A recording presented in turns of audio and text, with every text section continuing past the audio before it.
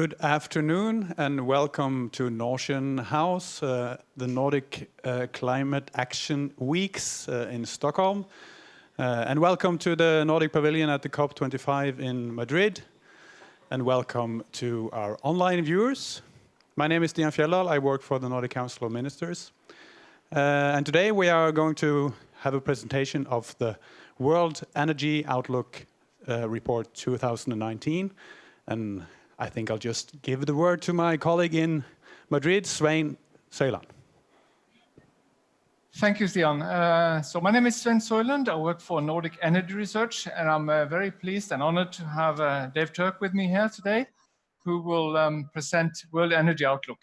And this has become almost a tradition for us in the Nordic Pavilion to have World Energy Outlook here and to allow them some more extra time, not being crammed into all sorts of other panels.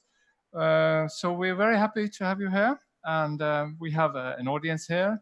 I've heard we have thousands of viewers online, so this should be interesting. And we do have you in Stockholm as well. So this should be an interesting event, I hope. Just something about Nordic Energy Research that I represent. We're under the Nordic Council of Ministers, and our mission is to enhance collaboration on energy research and energy policies in the Nordics. So we take very seriously the new decision by the prime ministers to go for Nordic carbon neutrality. And there we try to seek guidance from any documents we can find in order to realize that grand vision. So we, in the Nordics, we are quite strong on renewable energy. We have an almost decarbonized electricity system, but that means that we have other remaining challenges that are very big, transport and industry specifically. So I'm very keen to learn more about VO and what you found out this year. So VO is a publication that causes a lot of interest. People agree or people disagree with the conclusions and the assumptions, but it's always a document worth discussing. And our collaboration with IEA goes back many years. We've done Nordic Energy Technology Perspectives twice, 2013, 2016. And we also did last year a World Energy, a Nordic Electric Vehicle Outlook, which is I would highly recommend it if you're interested in EVs. That's an interesting publication. And we're currently working on a new collaborative project on energy scenarios. Briefly on David, I've known David for a few years, and he keeps popping up in all sorts of situations and a driving force, doggedly driving for new initiatives. I'd just like to mention two: Mission Innovation and Climate and Clean Air Coalition, where we met first. So I'm very happy to have you here, David, and the floor is yours. Great. Well, thank you very much, Sven. It's been a pleasure working with you over many years, and your passion, your commitment, your talent is very much recognized and appreciated, certainly by the IEA and others in the global community. And let me begin by saying what a pleasure it is to be with you all, both here in person, where you just heard some noise and some feedback. Hopefully those online did not hear the same feedback, but if you did, apologies. It's a pleasure to be doing this, in particular in the Nordic Pavilion. And it's really, I know you probably get a lot of this, those of you from Nordic countries. It's a pleasure to be working with you and have worked with you for many years, including when I was working with the US government before on a range of efforts, the CCAC, Mission Innovation, Arctic Council activities, a number of other areas as well. It is a region, it is a country, it is a series of governments, it's companies, populations who don't just talk the talk, but walk the walk. And I think we're seeing that with some of the incredibly ambitious targets, the net zero targets, the commitments that are being made domestically, that does have reverberation beyond your own community to the world, and trying to help show the world what can be done with commitment for the betterments of the lives of the people in the region, but more globally as well. And then I will say as well, having worked in international circles for so long, it's great that the Nordic countries work well together, including through the Nordic Council. That's not the case every time. I do hear some different jokes about Swedish jokes against Denmark and vice versa in different countries. I know there's a good sibling rivalry or sibling, but it's great to see the community working together. And then the international leadership. It is an outsized international leadership, including here at the Climate COP. Certainly within the International Energy Agency as well, the Nordic leadership is incredibly impressive. So thank you for all of that. So let me just start, especially for those who aren't familiar with the IEA, just to give you a few sentences on what the IEA is, what we do, and then we'll get into our very latest analysis, hot off the shelves, or hot off the, I don't know what the modern equivalent of hot off the shelves is, online, on web form. The IEA has been around for many, many years, but we've really undergone a significant transition over the last several years under our executive director, our current executive director, Dr. Fatih Birol. Two parts of that are very relevant for this discussion and certainly here at the climate conference.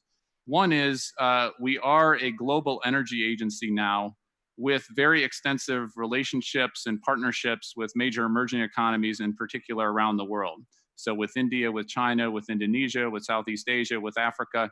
And so we're working in more parts of the world, and you'll see some good analysis from that work from all parts of the world. We think that's important. If you want to understand what's happening in energy, you need to know what's happening in energy around the world in order to provide good, actionable advice for a variety of different contexts. And we'll get into some of that in the WEO analysis. And then the other thing we've had a lot of priority, including from countries in the Nordic Council who are part of our governing board, is really to bolster up our clean energy transitions capabilities, to be able to provide the kind of analysis you'll see here, where we're succeeding, where we're not succeeding, how do the pieces of the transition fit together. So it's a much different organization maybe than what you might have been aware of 5, 10, 20 years ago in that energy transitions, clean energy hub capabilities on that front. Within that, the WEO, the World Energy Outlook that I'm here to present today, as Svend said, is our flagship publication. It is our publication where we try to bring the very latest numbers analysis and make it accessible certainly to an energy audience, energy ministers, energy companies around the world, but also make it accessible to others who rely on energy, others who are impacted by energy, and certainly at the Climate COP where the vast bulk of emissions around the world, especially if you think of CO2 emissions, 85% coming from energy, not just power. When we think of energy at the IEA, it's power, it's transport, it's industry, it's buildings, it's the full range of energy that powers our lives. A huge impact around the world. So with that, let me get into some of the latest numbers, looking ahead into the future, into various scenarios. But let's start with a bit of a snapshot in terms of the context in which we find ourselves at the tail end of 2019. First off, what we see is in the energy world, a variety of what we call here deep disparities in the energy world and looking beyond the energy world. Let me just explore a few of those with you right now. One, on oil markets, we see a disparity in that we have a calm in terms of the overall well-supplied oil markets, but at the same time, we are seeing some geopolitical tensions and uncertainties. Certainly the attack that happened in Saudi Arabia is a very recent example of that in the oil space.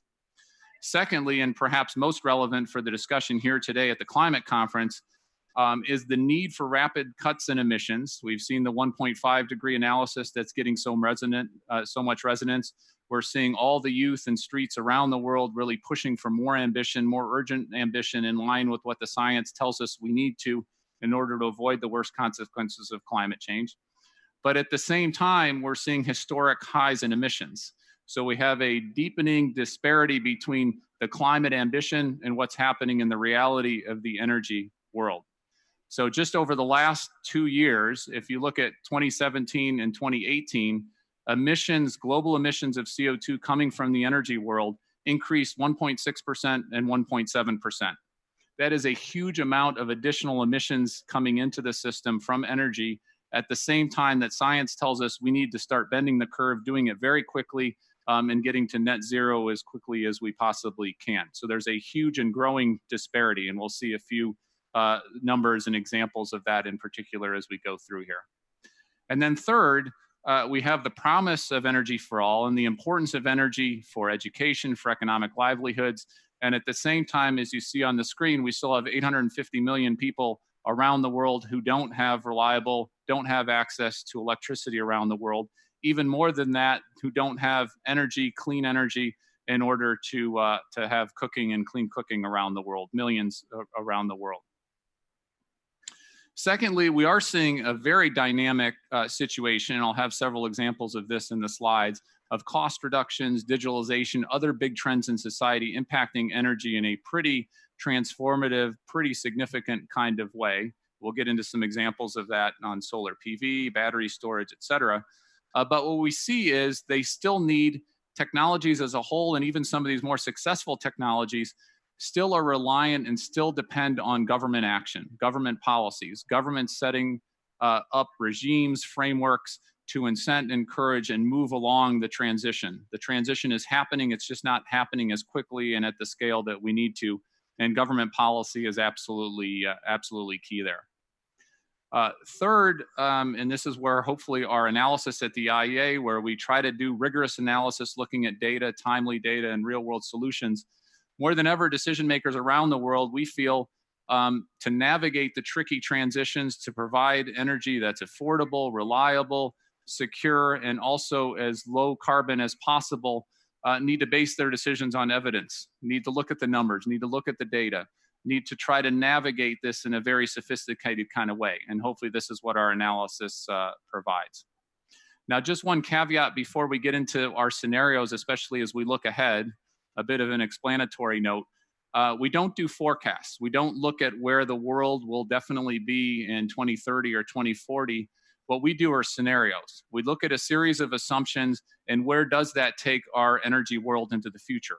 What are the trade-offs? What are the good things of this scenario and the bad parts of this scenario? So that we warn policymakers, if you go down this trajectory, here are the consequences that you're going to have if you go down this trajectory versus if you go down this scenario or that scenario. And we'll get into a number of the scenarios. We have three main scenarios. You'll see these throughout the presentation. One is what we call our current policy scenario. And this is basically if you look at policies right now, currently in place around the world, where does that take our world going forward? Where does that take us on our carbon trajectory? Where does that take us in terms of energy access? Secondly is trying to not just take current policies, but what we call our stated policy scenario. Previously, we called this our new policy scenario. This year, it's called our stated policy scenario. And what it tries to do is not only take current policies, but look at other policies that have been stated or announced, including full implementation of the nationally determined contributions that countries have put on the table, and hopefully we'll be ratcheting up in the ambition throughout the 2020 process. Where does that world take us under current levels of ambition? May be useful to think of this scenario as the mirror scenario. If you hold a mirror up to existing levels of ambition in the world, where does that take us going forward? And then very importantly, we have a scenario we call our sustainable development scenario. And this is our forward-leaning, looking ahead of where we need to go to meet our global goals. It is a fully compliant Paris scenario, looking at well below 2 in the language of the Paris Agreement with the 1.5 agreement objective in mind as well. It also has steep reductions in air pollution, which is a key priority for many countries around the world, especially emerging countries, but beyond. And then it also provides universal electricity access in line with SDG 7 by 2030. It integrates all of those together. So this is the scenario we want to be on, and we'll do a number of slides here comparing where we're currently headed, where we need to get, and how do we try to use the levers that we have to get to that sustainable development scenario. So with that, let's just take a little bit of perspective. Some of this may be familiar with some of you who have an energy background, but what we decided to do this year was try to look at energy transitions throughout history. We have had significant energy transitions throughout history. We are in the midst of another energy transition right now. We'll get to that with a number of slides. But where have we been? What's the context in which all of this current analysis and looking ahead takes us? So what we have here is looking back 100 years ago in 1919, what percent of energy demand came from wood, that's the pink there at the very bottom, and coal, that's the red, just a little bit of oil, a little bit of natural gas, et cetera. But it was a very wood and coal dominated energy world back 100 years ago in 1990. Looking 30 years, 31 years, 1950, we see still a significant amount of coal. Wood has decreased in terms of its percentage use, and this is where oil really starts coming into the system. Now in 1950, that was mostly coming from the Americas. That was North America and that was Venezuela in particular, but more oil coming into the system. A little bit more gas, a little bit more on the renewables side, but we'll really see the renewables jump up here in the coming years.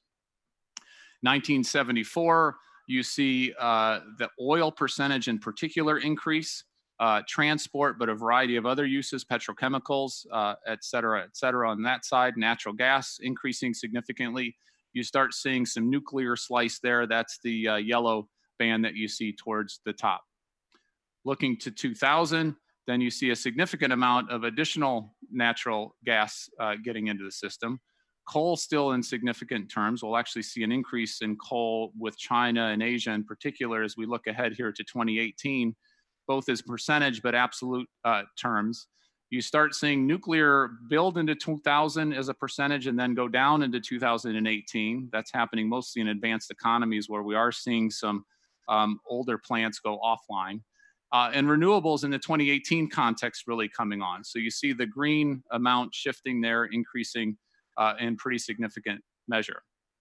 Now, the other thing that this graph is useful to show is I'm going to change this from percentage to the actual absolute use of these fuels over a period of time. So what you see here, I'll reflip it back, is this is a percentage terms. And now this new one is what is the absolute amount of these fuels that we used over these different periods of time.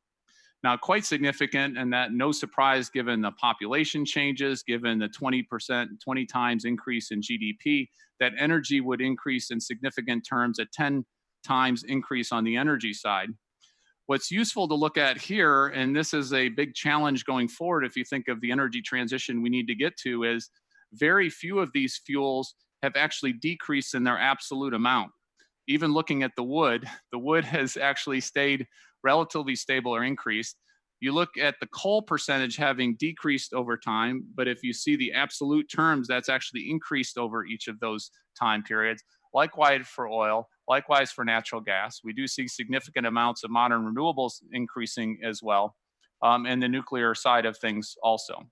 So again, a little bit of a historic context, maybe a cautionary note on some fronts, but good to know where we've been, what transitions we have had, a little bit of context and background going forward. Now, this is just one of our scenarios going forward. Again, our scenarios tell a picture of where not the world is headed for sure under a certain series of assumptions. This is the 2040 numbers comparable to the other time periods for our stated policy scenario. This is our mirror scenario. This is where the world is headed under existing levels of ambition going forward. Now, there's some good news in here. You do see the renewables increase significantly. That's solar PV, that's onshore wind, that's increasingly offshore wind, and we'll look at some examples of that, especially in the European context. But you also still see a significant amount of coal, a large amount of coal in that 2040 time period, oil, natural gas, et cetera. And again, we'll get into this in more detail looking forward with some of the different slides and scenarios. But hopefully a little bit of perspective, a little bit of framing, a little bit of context. Now let's look at one particular part of this transition, both on the historic side, but then looking ahead, comparing oil versus electricity. We are in the midst of a fundamental transformation where electricity is becoming more and more dominant in terms of its overall share, overall part of the puzzle when it comes to energy going forward. If you look historically over the global change and increase of oil and electricity, oil is the red on the left, electricity is the blue, about the same amount of increase in energy use from oil and electricity from 2000 to 2008.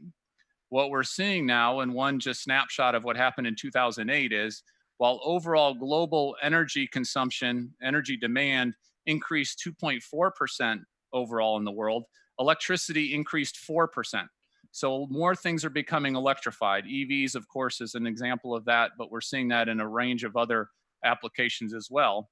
And if you look again, and this is the stated policy scenario, this is under kind of the existing levels of ambition, what you see even in that more mirror scenario, this isn't even our ambitious scenario, our Paris compliance scenario, is you see electricity becoming more and more important in terms of our overall energy systems going forward.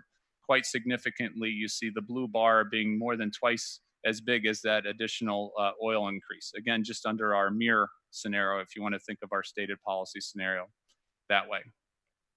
Now let's look a little bit more granularly about where we're headed. Again, this is looking at the stated policy scenario under that mirror scenario of where we're going forward from here. The dotted line you see there is the current time period. So anything to the left is the historic number. Anything to the right here is where these various trends are going forward. Under existing levels of ambition, what we see is coal flattening off.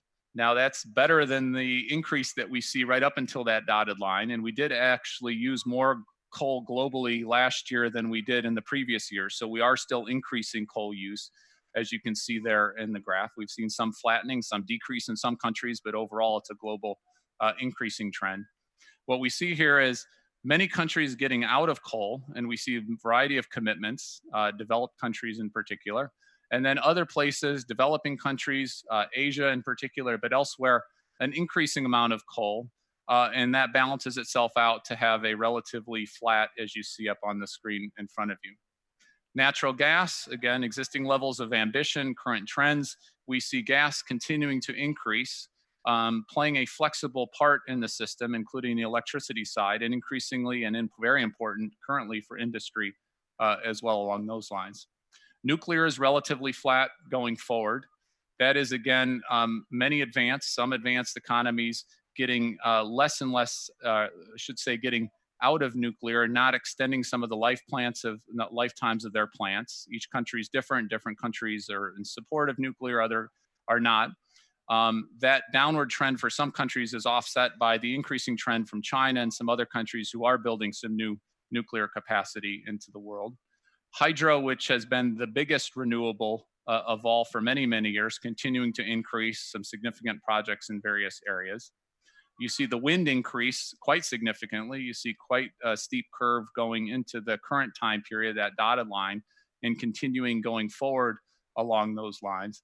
And solar PV, even under existing levels of ambition, because of policies, but also because of very impressive cost reductions that we've seen on the solar PV side, increasing significantly to the point where certainly by the 2040 time period, it is bigger than gas, it's bigger than coal, bigger than wind, bigger than hydro, and certainly much bigger on the nuclear side. Again, these are all numbers under that mirror scenario. Hopefully, if we're at that sustainable development scenario, some of these numbers will be even different, the solar, the wind, other renewable fuels in particular. Now let's just look a little bit in the European context. And this is now looking at our sustainable development scenario. So this is pushing the needle. This is having more ambition into the system to get us to those Paris levels. What we see here, and again in the European Union context, significant reductions in coal.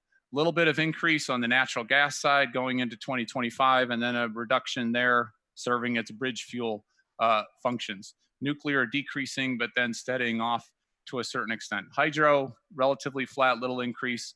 Bioenergy, and then you see onshore wind, and you see the solar PV context, bending that curve significantly into those next years.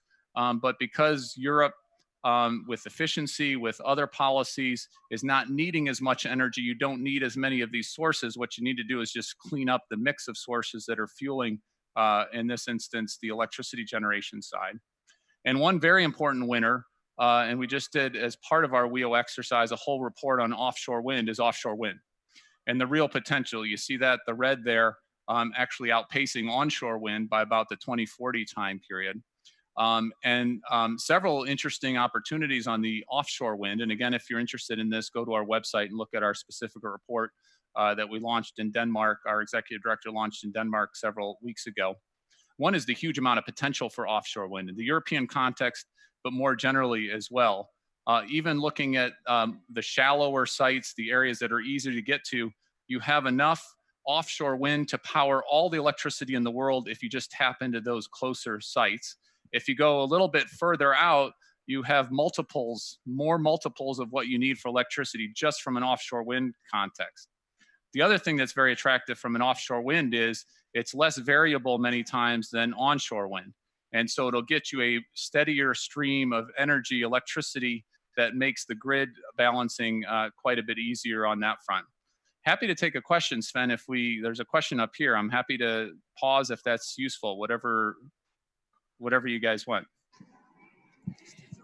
Thank you. Robert Gibson, Hong Kong University Science Technology. This graph here is on the actual amount of energy each year. If you go back to the previous one, it was on capacity. And if you look at solar, which is way up there, if you were to do it based on what the actual generation is, because hey, sun doesn't shine all the time, yeah, it would look rather different, wouldn't it? So absolutely, there's a difference between the generation side and the capacity side. It's useful to look at both, but it's also useful to compare apples to apples when you're looking at these numbers. Yeah, please. Okay. Hi, my name is Nathan Lemfers with Oil Change International. And I wanted to make a quick comment and then a question. On behalf of Oil Change, a coalition of civil society organizations, and over 12,000 people, I wanted to present to you with a petition to Fatih Birol and to your governing board to ask for a 1.5 scenario that's central in the World Energy Outlook. For far too long, the World Energy Outlook has been used to justify massive amounts of fossil fuel expansion. And you're seeing that time and time again right now in the Permian with a massive carbon bomb there, and in Western Canada, where I'm from. The supposedly climate Paris-aligned scenario is being used to justify more and more expansion. We can't do that anymore. We don't have time. The UN production cap report said no more fossil fuel expansion. So what we're asking for is a 1.5 scenario to be net zero by 2050. And that's increasingly common. We're having country after country. Yesterday, the EU Green Deal said net zero by 2050. But this SDS, the Sustainable Development Scenario, says net zero by 2070. That's 2 decades too late. And we need the IEA to stop being blind to the increasing ambition, especially to your own member countries, and to have a 1.5 scenario front and center in the World Energy Outlook. Thank you.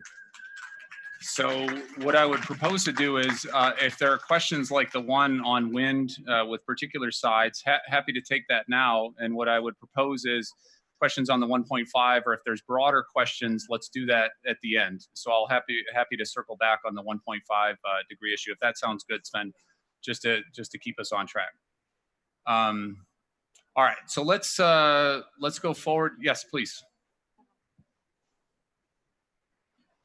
And again, if you could hold your questions more broadly, if there's a clarification question like the excellent one that was just asked here on generation versus capacity, let's take those now. If there's a broader question, then better to take that in the Q&A and have a good discussion on that, if that makes sense to folks. Please. Yeah, thank you very much. I'm Takashi Hongo, Mitsui Global Strategic Institute. So thank you very much for the case of the scenario of Europe, but it is just electricity. That's right. These are electricity numbers. That's so right. How is the scenario of industry Europe? So about what kind of the energy source will be supplied to the industry? So we'll get into this a little bit in this slide deck, and happy to take that maybe at the end too, and really talk about industry. The short answer is there are some sectors that are easier to decarbonize given the technologies and the price points that we have today. Electricity does have some significant solutions already very cost competitive around the world. Some countries have more wind, some countries have more solar, et cetera, along those lines. Industry and a variety of industry applications in particular are seen as some of the harder to decarbonize sectors that are going to be more challenging, that require government intervention, that require innovation, that require a whole range of concerted efforts in order to decarbonize those sectors. We'll get into that a little bit here, and happy to discuss that more fully. We are also undertaking a new modeling exercise that we're going to come out with in the middle of next year, our energy technology perspectives, to look at some of those harder to decarbonize sectors. How do you get to net zero in those sectors? What are the critical pieces of technology that are required in order to do that in a net zero context? Maybe one more question, and then maybe we can continue just to get through. Exactly, and then we'll do a Q&A. We'll take the 1.5, but we'll do other questions and answers as well. Michi Hendricks, Litis Foundation. anything can be cleaned up. Coal is the bad boy. Is the cost the objection to having clean coal? So when we do our scenario work, we try to do it in a cost optimized model, right? These are the cheapest way. If you want to achieve the Paris degree objective on the climate side, here is the cost optimized way in order to do that. You need X of this fuel, X of that fuel because of the cost optimization model along those lines. Obviously, different countries will make different political choices about which fuels and whatnot they'll make. What our analysis is trying to do, again, as I said at the outset, is here are the repercussions if you go down this path or that path. Now, coal, one data nugget that we actually pulled together looking at all the historic analysis is coal by itself has been responsible for 30% of overall global CO2 emissions coming from the energy sector, just from coal, just from the one fuel. All right, well, why don't we continue? And then again, if there's a clarification question, let's ask those, and then we can deal with the other questions going forward. So let's look at, again, on the electricity side, being it is the wave of the future, this is where more things are headed. One of both the challenges that comes with a significant amount more of the intermittent renewables, the solar PV, the onshore wind, a little less on the offshore wind as we discussed, is the how do you deal with that on the grid? How do you have a stable grid? How do you provide electricity at night if you're in a solar PV context when the wind's not blowing? What do you deal with that? One thing we did in this year's World Energy Outlook and this year's WEO is look at the hour-to-hour adjustments required in the power systems. What kind of flexibility do we need? What kind of storage do we need? What are the ways to incent, encourage that with technologies, with market design? What you see here is the European Union, and this is actually one snapshot during 2018 during the World Cup. A significant amount of hour-to-hour, almost a 20% increase in electricity in Europe. It just so happened to coincide with the halftime of a big World Cup game, right? So there are periods in time where multiple people are doing similar things, going to the refrigerator, doing other things that they didn't do in the preceding 45 minutes and the preceding time. And so a significant increase going forward on that line. Here you see a similar hour-to-hour. I think this is in the World Rugby Finals or whatnot. So each different country, each different region has its favorite sport along those lines. Here's a decrease. So this is when the wind dropped off significantly with the prevailing wind pattern or storm pattern, where we saw a 25% decrease in the amount of electricity supplied in the European context. Electricity systems need to deal with this system integration issue. What we've done is plotted out each of those hour-to-hour adjustments over the whole course of 2018. So you see a whole lot of red dots here, and you see the scatter diagrams. Some days were a little bit more stable on the demand and the supply side. Other days were a little bit more significant increasing. What we did is look out in these different regions to 2040 and think about, with this increasing amount of solar PV, this increasing amount of onshore wind, with the way we're using electricity becoming more and more important for more parts of society, you see a bigger scattering. You see a need for flexibility, much more so, not only in the European Union and the US and China, and then you see the significant increases in terms of what needs to happen. This is a way to look at what we need to build the electricity systems of the future, how to be more flexible, how to have the storage, how to have the smart demand response, all of those tools, policy levers that we need to going forward along those lines. Now let's look at a few more slides, and then we'll get into the question and answer session in particular. One is the change in CO2 emissions by energy sector. You see heavy industry increasing significantly from 2010 to 2018, trucks, aviation, shipping, and other cars. But there are two sectors in particular, or two areas, if you will, in which we saw some significant increases in that. No surprise, power is one. Power saw that significant increase. It is a bit of a surprise of the second biggest, and that's the increasing use of SUVs around the world, which are more fuel intensive than your standard kind of automobile in that context. Second largest in terms of the overall increase, this is SUVs, the global fleet increasing from 35 million in 2010 to 200 million in 2018. So this is consumer choice. This is a number of other things happening in society, but it's an example of something we need to keep our eye on the ball. We are going through an electric vehicle revolution. We have more than 6 million electric vehicles. Some of the Nordic countries in particular have the highest penetration of electric vehicles. Norway leads all countries with around 50% of new vehicles being sold being electric. That is a doubling, that is a significant increase from the previous years. The trajectory is going higher. But we also need to be thinking about the efficiency. We need to be thinking about the existing fleet of vehicles out there and consumer choice going forward to focus on the biggest emission reductions we can make near term and then longer term. Now let's look at coal. When we think about energy transitions, it's not only useful to think about the new solar PV, the new wind, how do we incent and encourage that even more coming into the system, but you have to deal with some of the legacy issues as well. Some of the plants that have been built, what's your strategy, what's your plan, country by country, plant by plant. We did a very extensive analysis. It's in this year's World Energy Outlook for those who want to find more information on that, looking plant by plant, country by country.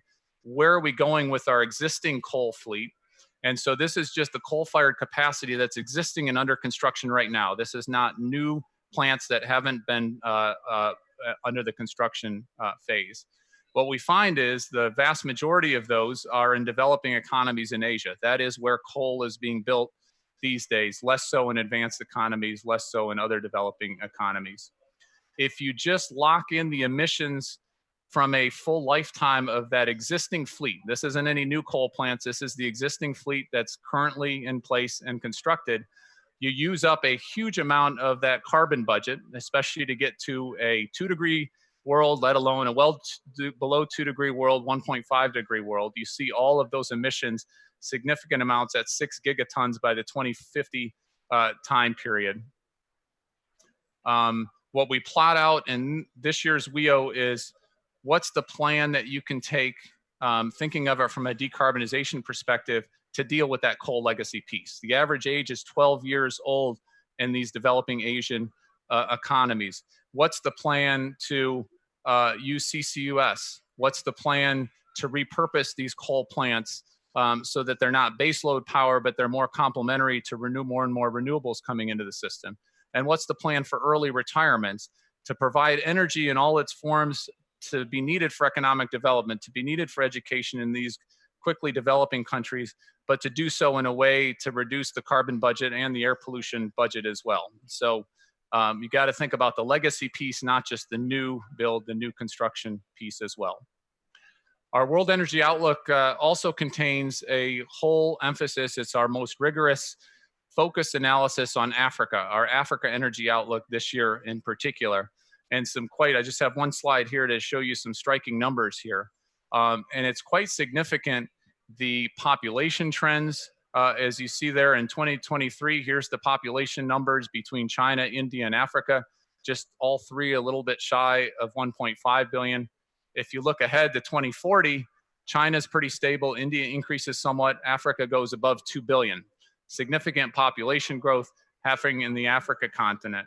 If you look at oil demand and the change in oil demand, India is #1, but Africa is #2, ahead of China, ahead of the Middle East in terms of the oil demand. Natural gas demand, again, Africa, a significant player along those lines. So more and more in the Africa context, we certainly still have some energy access issues, some electricity access issues. We're doing more and more bilateral work with a variety of countries in Africa to try to help on that front. But more and more Africa is a major player in global energy trends. Now, one area in particular that there's huge upside potential from the Africa front is on renewables generation. Solar PV in particular, but other renewables. Right now, half of the solar radiation that falls on land masses on Earth is happening in Africa right now. But Africa only has 1% of the overall solar PV utilization capacity around the world. So 50% versus 1%. Huge additional opportunity space, solar PV in a distributed way, but also on-grid solar to try to use that resource more and more.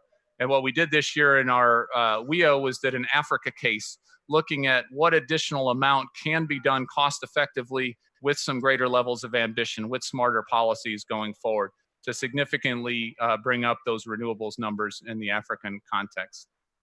Now, let me end with this slide. This is sort of taking all this and looking big picture through these three scenarios. So if you'll remember the current trends, that's existing policies in place right now. The gray there is the historic numbers. Again, you see the uptick in 2017 and 2018.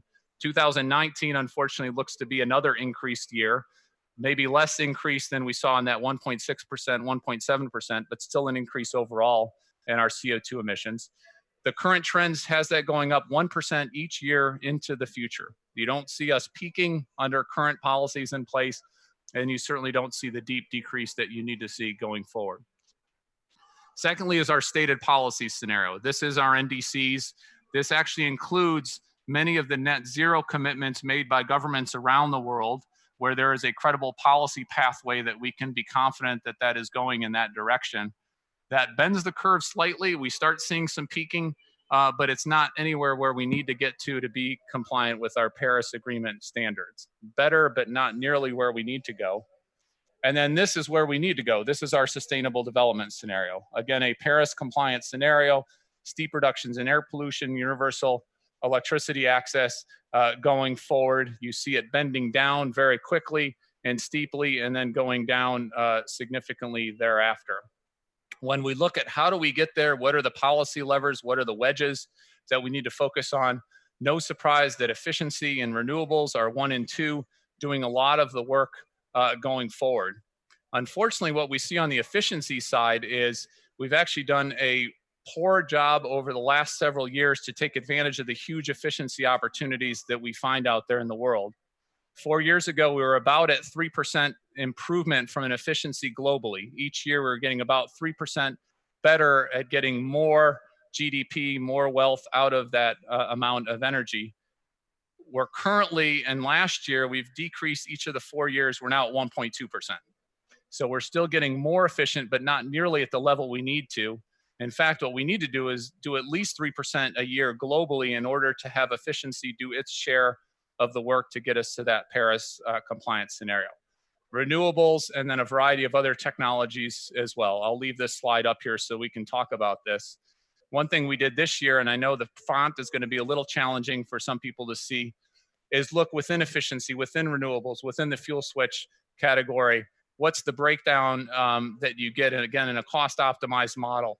How important are industrial electric motors? It turns out they're very important in a lot of efficiency opportunities, buildings, power, et cetera. On the renewable side, wind is the top green, dark green wedge, solar PV, biofuels, a variety of different technologies. And on the other technology category as well, which includes behavioral change, resource efficiency, other levers, if you will, to get us there. And this is a good graph to show that there is no single or simple solution. There's a lot of work that needs to be done in a variety of sectors, a variety of technologies, in order to get us not only from that red line, but even from that blue line to get us to where we need to get to be successful in meeting our goals under the sustainable development scenario. So it is a lot of effort that is needed, a lot more ambition, a lot more leadership on the government side, on the private sector side, to push all of these levers, all of these technologies. And it is one of those areas, because of the dramatic change that's necessary so quickly, we need to have a variety of levers, a variety of technologies. And if you start taking some of those off the table, it makes it even more important to get more out of the other ones. So I'll leave this slide up here. Happy to take questions. Certainly can take the 1.5 degree question. That's a useful one. And if you want to start there or collate some questions, whatever you want to do, Svend. But again, thanks to the Nordic Council. Thanks for having us here, and happy to have the opportunity to present our World Energy Outlook. We've got a brand new website that just came up, hopefully very user-friendly with all our data and statistics. So please, if there's further information you want, please visit our website. And again, thanks for having us here. Thank you, David. So you've had a chance to put your question forward, but I'd like to pass on to Stian in Stockholm and see if there are any of the audience there that want to pose any questions. Thank you very much, Sven, and thank you so much for this excellent presentation, David. Are there any questions from this audience? This is your chance. State your name first. Hi, greetings from Stockholm. My name is Mao. Hey, thank you. And my question is very good information about the demand and the emission. Do you have any information about else leverage cost of electricity?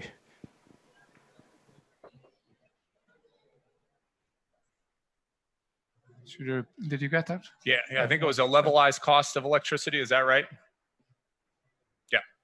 All right. Well, why don't I take the two questions? Why don't I do the 1.5 and then we'll do the levelized cost of electricity as well. Okay. I'd like to throw in one question from please, me. Please, I'm curious to want to listen to this.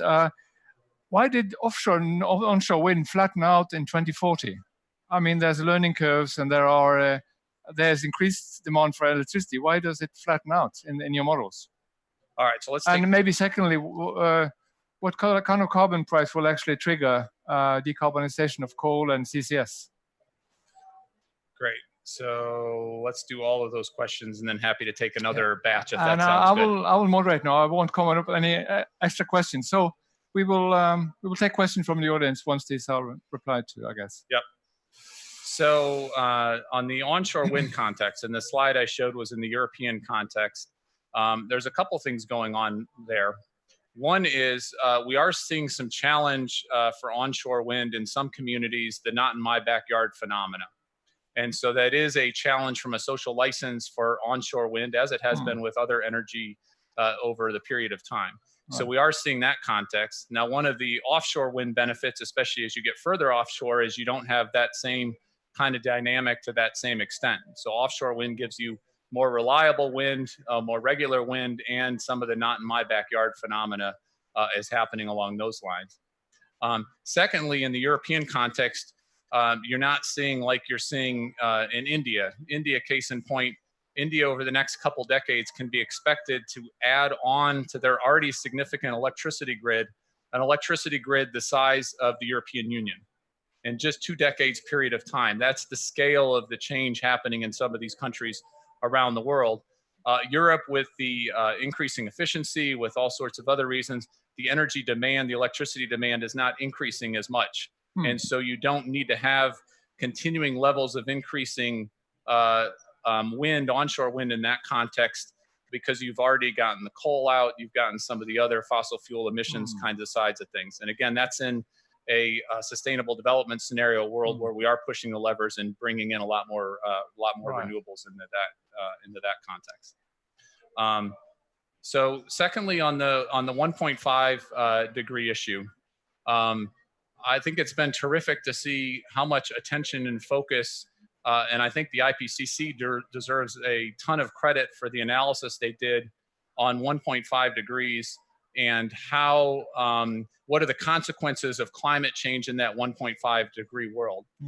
It seems to have resonated not only within the halls as you might expect it here in the climate conference, but I think it actually had a significant impact on corporate decision-making, on investor decision-making, and I think has also spurred, which is a phenomenal trend in my opinion, the youth around the world getting more agitated, excited, pushing their parents, pushing their societies. Greta Thunberg, I don't know if any of you've seen, was just picked as the Time Magazine Person of the Year. The youth movement really pushing and frankly holding the rest of us accountable for the world that they're going to be living in. So it's a very exciting time that you see not only rigorous scientific analysis, but youth movement, others pushing us to be more and more ambitious over time. What our scenario here is, and there's a really good commentary that we've done on our website trying to explain what our scenarios are, what are the assumptions in our scenarios, trying to be very transparent. One thing that you see in there is a calculator that allows you to compare our sustainable development scenario by all the other scenarios in the IPCC database for various temperature levels. So you can see for yourself how ambitious the SDS scenario, the sustainable development scenario, is over all those other, I think it's 100 and some or whatnot scenarios within that database.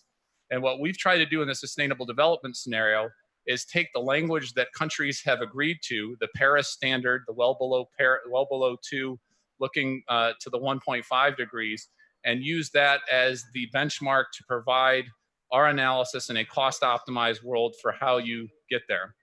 So what you see when you look at our scenario in that database, that calculator, and maybe some people online are already doing that as I speak, you should be able to find it pretty easily on the IEA website, is what you end up with is, if you compare it to a 1.7, 1.8 degree scenario comparable to the IPCC database, the SDS scenario is actually on the more ambitious end of that range of scenarios.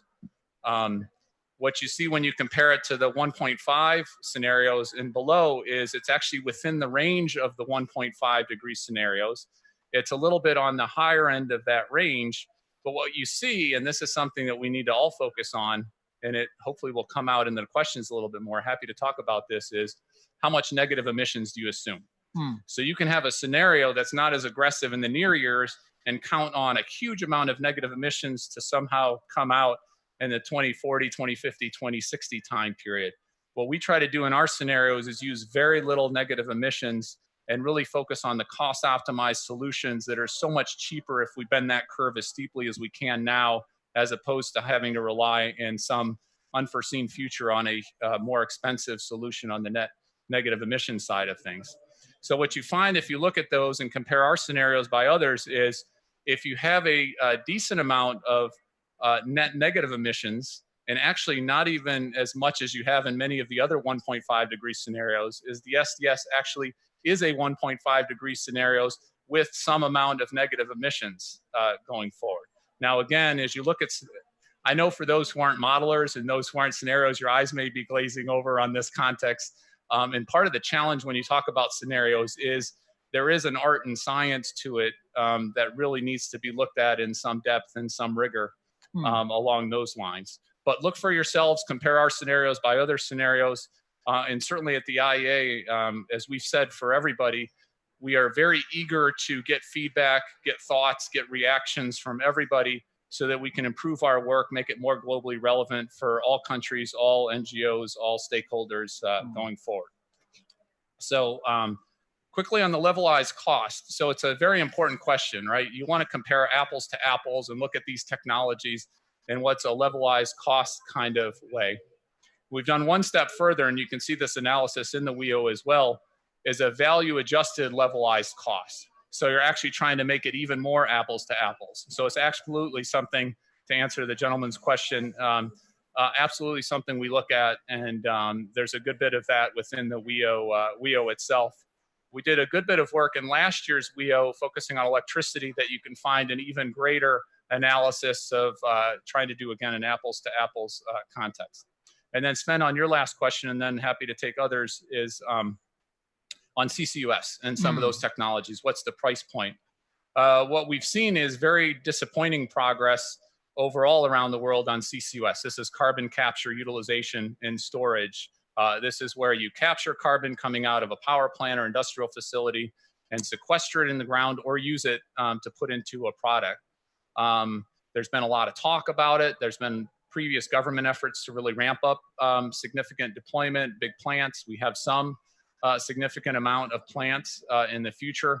There does seem to be a resurging interest in CCUS, a resurging focus from the UK, from Norway, from the US passed a piece of legislation called the 45Q legislation, which is incenting, encouraging these kinds of things. From the IEA side, and I think this is a perfect graph to show it, CCUS is a cost-effective alternative, especially for those hard-to-abate sectors like the industry applications.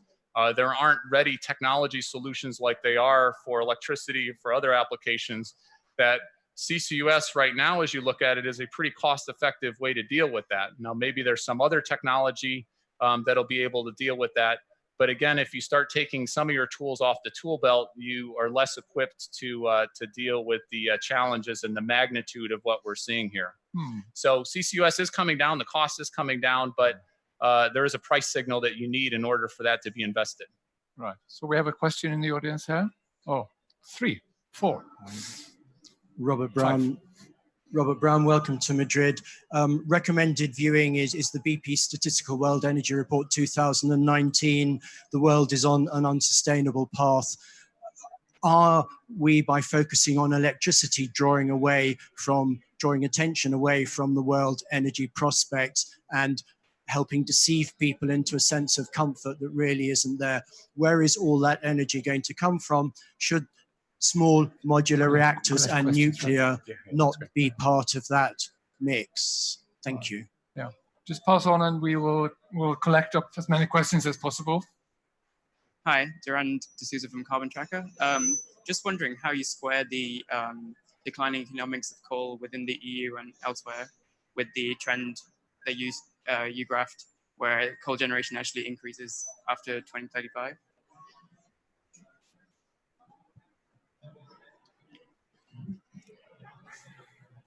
Thank you. I'll let you make your note. Ture is my name. I'm a member of the Norwegian Parliament. In your scenario with a sustainable development scenario, there are some of the a question. Sorry, a question that comes to mind is whether the lifespan of all these new technologies is being accounted for. An example that comes to mind is definitely the biofuels and the increase we see globally, whether or not that is sustainable in terms of really lowering CO2 emissions, given the exchange of land use, for example, and peatland being lost with the more simple kinds of biofuels. So, just behind. This is Suzanne Wong from Oil Change International.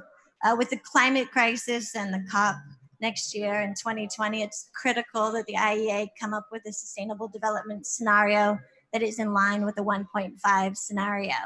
Investors and increasing number of IEA member governments are calling for this. When is the IEA going to develop this? Sven, can you hear me? Yes, I do. Maybe, may I fit one question in? I'll give 1 second and it's over to you. I would just pick up one more question from the audience here. Thank you. Hi, I'm Sharon Master from the University of Calgary. You mentioned that we can, you're forecasting some sort of ability to deal with coal plant legacy by technology. And I'm just wondering what sort of technologies you're thinking about there. As you know, there's a live conversation from some countries that LNG is the answer. And I'd just like to know what the IEA is thinking on that. Thank you. And then Stian, I give the floor to you. Thank you. I just have a question about the Article 6 in the Paris Agreement and carbon pricing. There's a lot of discussions about that now. The countries don't seem to agree. What's your take on these discussions and the carbon price? What effect will it have on the energy markets and maybe on your models? Great. So 6 different questions. We'll try to take each of those. Just start at the top. To the question on are we on an unstable or unsecure, unsustainable pathway? So the answer is looking at the current trends or the sustainable policy trends, that does not get us to the Paris Agreement standard. It does not avoid the worst consequences of climate change.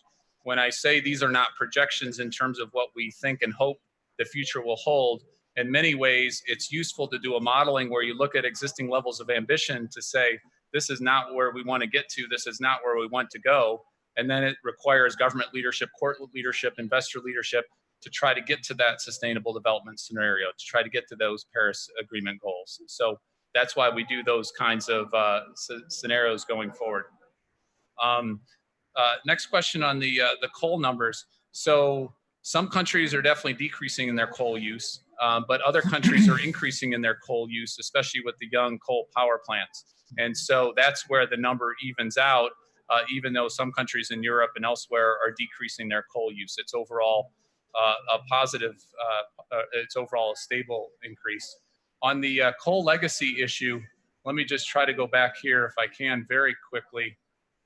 What you see is two parts of the solution, right? You need to push all the levers to bring in as much clean energy as you possibly can, lowering the price points from an innovation, from a policy side, from a system integration of renewable side, et cetera, et cetera. What we're also saying here is That's not good enough. You also need to think about all those young coal plants. Again, remember, it's about 12 years. That's the average lifetime right now of those coal plants in developing Asia, whereas if their natural lifetime of 40, 50 years, that uses up a huge amount of that carbon budget remaining, frankly, under any scenario there. And so in order to deal with that coal legacy issue, you need to think about what are those policy and technology levers that get you to that sustainable development. Might be early retirement, it might be using the power plants differently. So you got to work on both sides of those pieces. Suzanne's question, we already talked about the 1.5 degrees. Happy to follow up on that as folks would like to. And then the question on the sustainability, actually two questions. I guess two are your question on the lifespan, the sustainability, the land use issue. We try to look at all of that. We try to improve our models every year.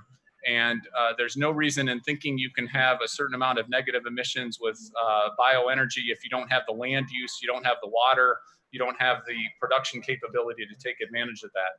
It's one reason, among others, to be conservative in terms of how much negative emissions you get from bioenergy, the BECCS, CCS kind of combo piece of it.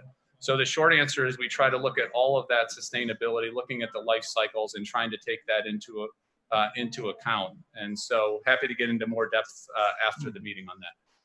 So David, I think you did your very best to answer the questions. And anyway, you will have a chance to meet David again here later on today, because at 6:30 we will have a look at another tool that has been developed both on a global level and also at the Nordic level. It's about tracking clean energy progress. And it's a bit more simple than this because it's traffic light based. So it's so simple that even politicians can understand it. This is a parliamentarian from the Norwegian Parliament. Sorry, pardon the pun. So that's later on today. And I'll welcome you back, and I hope to welcome David back as well. Great. Thank you very much. Thank you for the audience online and also in Stockholm. And Sven? Thank you, Sven. Sven, I will just remind you, do you hear me? Yes. I will just remind you that your excellent event is a joint event, so the audience in Stockholm also can attend to, and our viewers online. We also have a briefing from the climate negotiations today at 6 o'clock with Miha Raunen from the World Wildlife Fund. And of course, I will urge you to communicate in social media. Our hashtag is Nordic Climate Action. Thank you.